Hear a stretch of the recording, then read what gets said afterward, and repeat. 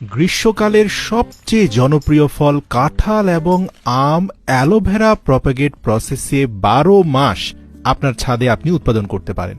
এই প্রক্রিয়ায় কাঁঠালের ফলন হতে মাত্র ৩ মাস সময় লাগে এবং এত সহজ এই প্রক্রিয়াটি যে কেউ অনুসরণ করতে পারেন। শুরুতেই উপযুক্ত এক টুকরো বাকল আপনার পছন্দের কাঁঠাল গাছ থেকে ভিডিওতে দেখানো প্রসেসে একটা ধারালো ব্লেডের সাহায্যে চারপাশ থেকে কেটে আলাদা করে নিতে হবে।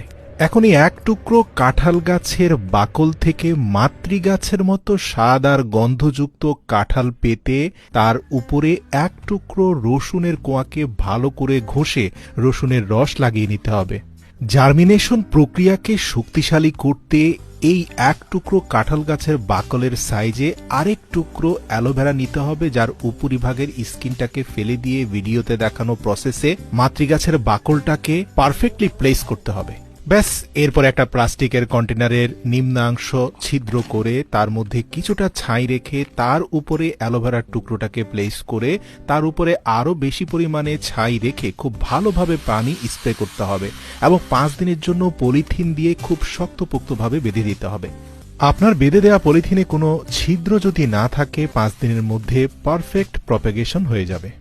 মাথায় রাখতে হবে ৫ দিন পরে পলিথিন খুলে আর দ্বিতীয়বার পলিথিন বাঁধা যাবে না। এরপরে শুধু প্রতিদিন একবার করে আপনাকে পানি দিতে হবে টানা ১৪ দিন পর্যন্ত।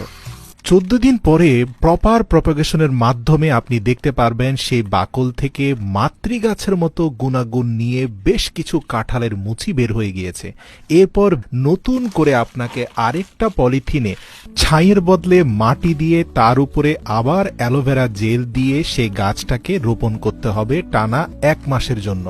মনে রাখতে হবে কাঁঠালের বীজ থেকে জার্মিনেশন করা চারাগুলো যতটা শক্তিশালী হয়, প্রপাগেশনের মাধ্যমে বাকল থেকে তৈরি করা চারাগুলো খুবই দুর্বল হয়, কিন্তু এখান থেকে যে ফলের উৎপাদন হয় সেখানে মাতৃগাছের পরিপূর্ণ গুণাগুণ থাকে। নতুন পলিথিনের ব্যাগে টানা ১ মাস ধরে প্রতিদিন প্রয়োজন অনুযায়ী পানি দিয়ে গেলে ১ মাস পরে দেখতে পাবেন কাঁঠালের মুচিগুলো বেশ পরিপক্ক হয়ে গিয়েছে।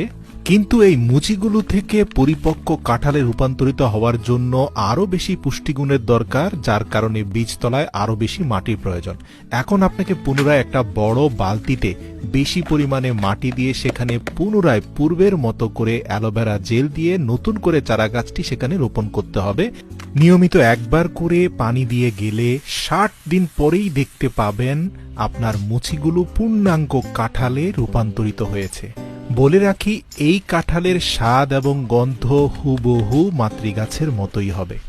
খুবই সংক্ষেপে বলে দিতে চাই, আপনি চাইলে আপনার রসালো পেয়ারা গাছের যে কোনো একটি উপযুক্ত ডালের মধ্যাংশকে বাছাই করে একই প্রক্রিয়ায় সুস্বাদু রসালো পেয়ারা খেতে পারেন ১২ মাস আপনার বাড়ির ছাদে। মাথায় রাখতে হবে, এক্ষেত্রে পেয়ারা গাছের বাকল নয়, পূর্ণাঙ্গ ডালকে কেটে উপযুক্ত অংশের দুভাগকে ফেলে দিয়ে যেই অংশ থেকে প্রপাগেশন হবে তার অপোজিট জায়গাটাকে ভালো করে ধারালো ছুরি দিয়ে ছেঁচে নিতে হবে, যাতে খুব দ্রুত শিকড় গজাতে পারে। এরপর একই প্রক্রিয়ায় একটা টিস্যু পেপারের মধ্যে পর্যাপ্ত অ্যালোভেরা ন্যাচারাল জেল লাগিয়ে সেখানে প্রপাগেশনের জন্য কাটিং করা পেয়ারা ডালটাকে মুড়ে একটা প্লাস্টিক কন্টেনারের নিচে কোকোপিট রেখে তার মধ্যে টিস্যু পেপারটাকে রেখে তার উপরে পর্যাপ্ত কোকোপিট দিয়ে ভালো করে পানি স্প্রে করতে হবে। মনে রাখতে হবে, কাঁঠাল এবং পেয়ারার ক্ষেত্রে পার্থক্য হচ্ছে কাঁঠালের বীজতলায় আপনি ছাই দিয়েছিলেন, এখানে ছাই দিলে কাজ হবে না, এখানে আপনাকে কোকোপিট বা নারকেলের খোসার চূর্ণ দিতে হবে। প্রিয় দর্শক, এর পরের ধাপগুলোতে তেমন কোনো পার্থক্য নেই। যে বিষয়টা আপনাকে জানিয়ে রাখা প্রয়োজন, ১২ দিন পরে প্রপার প্রপাগেশন হওয়ার পরে গাছটাকে উঠিয়ে ভালো করে ধুলে আপনি দেখতে পাবেন নিচের যে অংশটা আপনি ধারালো ছুরি দিয়ে ছেঁচে দিয়েছেন সেই অংশে খুব ভালো করে শিকড় বেরিয়েছে। এরপরে আগের মতোই প্রসেস, পলিথিন কন্টেইনারে মাটির মধ্যে অ্যালোভেরা জেল দিয়ে সেখানে নতুন চারা গাছটি রোপণ করবেন। ৪০ দিন টানা পানি দিলে আপনি দেখতে পাবেন পেয়ারা গাছটা বেশ বড় হয়ে গিয়েছে।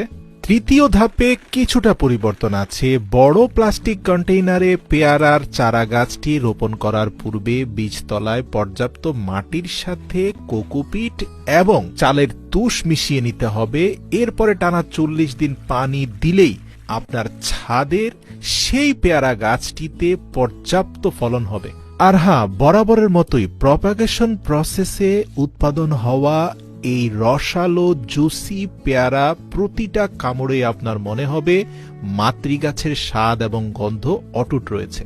প্রিয় দর্শক, হুবহু একই প্রসেসে আপনি চাইলে আমেরও প্রপাগেশন করতে পারেন। ভিডিও লম্বা হয়ে যাবে বিধায় এখানে আমি তা বিস্তারিত বলছি না, শুধুমাত্র দেখাচ্ছি আমের প্রপাগেশনের মাধ্যমেও সরাসরি আপনি মাত্র 3 মাসেই আপনার বাড়ির ছাদে আমের ফলন পেতে পারেন।